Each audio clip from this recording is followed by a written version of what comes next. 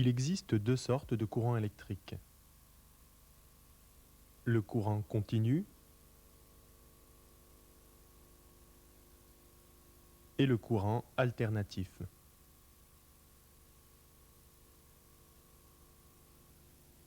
Ces deux types de courants sont aussi dangereux l'un que l'autre, et l'on peut raisonner d'une manière identique pour ce qui est des risques.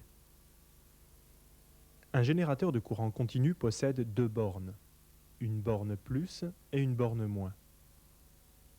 Le courant alternatif est lui distribué par l'intermédiaire d'une borne neutre et d'une ou plusieurs bornes phases. Raisonnons sur le cas d'un courant monophasé, c'est-à-dire distribué par l'intermédiaire d'une seule borne phase et d'une borne neutre.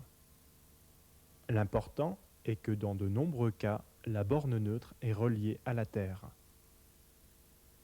Or, la Terre est très bonne conductrice du courant électrique du fait de son humidité et des minerais qu'elle contient. Sa résistance est faible.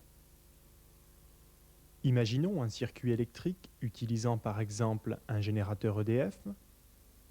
Les conducteurs formés par les lignes électriques qui véhiculent le courant jusqu'aux bornes d'une prise et une baladeuse comme récepteur. Branchons la baladeuse. Voici le cheminement normal du courant.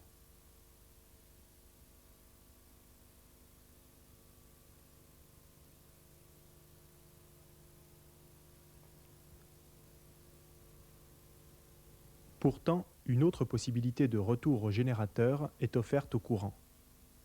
Si la phase est reliée accidentellement à la Terre à travers une résistance, le courant électrique empruntera aussi cette voie pour retourner à la borne neutre du générateur à travers la résistance de la Terre qui est faible.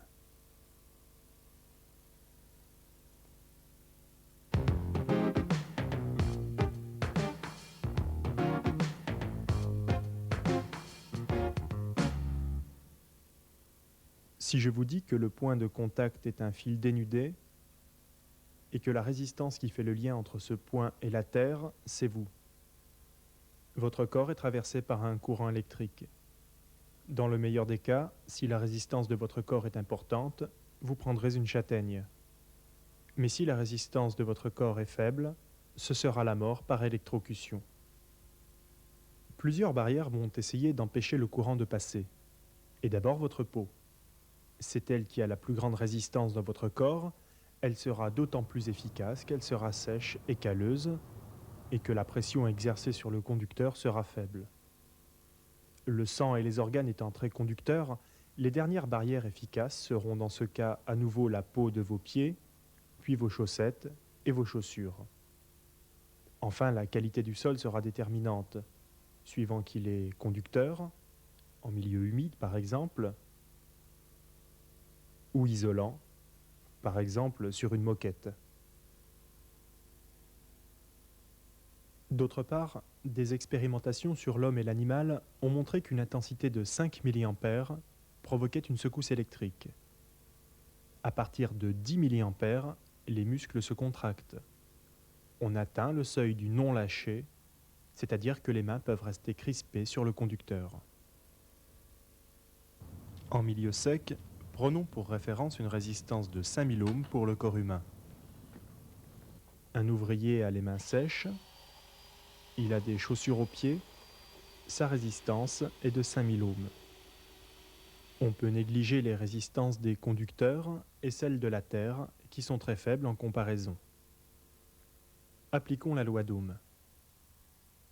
U égale R multiplié par I avec l'intensité dangereuse de 10 mA, c'est-à-dire 0,01 A.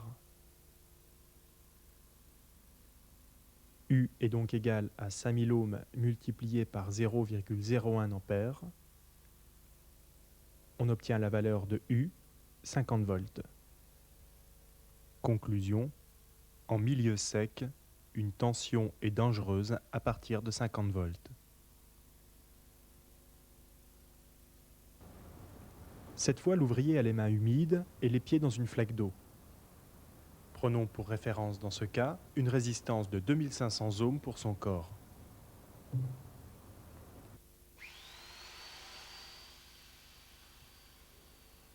Appliquons la loi d'Ohm.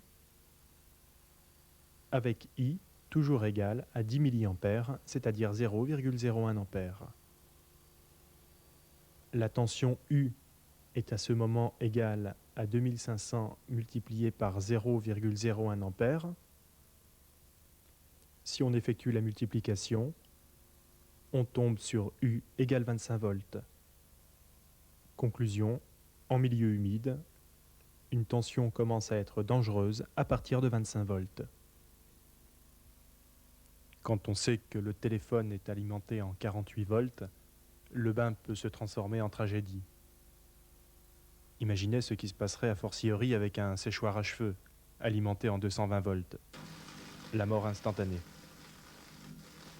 Plus insidieux sont les contacts entre une phase et une partie du corps par l'intermédiaire d'un objet conducteur. En voici plusieurs cas, malheureusement courants. La pièce métallique qui à chaque fois relie le corps et la phase est très conductrice et porte instantanément le corps au potentiel de la phase. Un instant d'étourderie suffit. Le courant électrique ne se voit pas, ne s'entend pas, mais tendez-lui une perche, il ne la ratera jamais.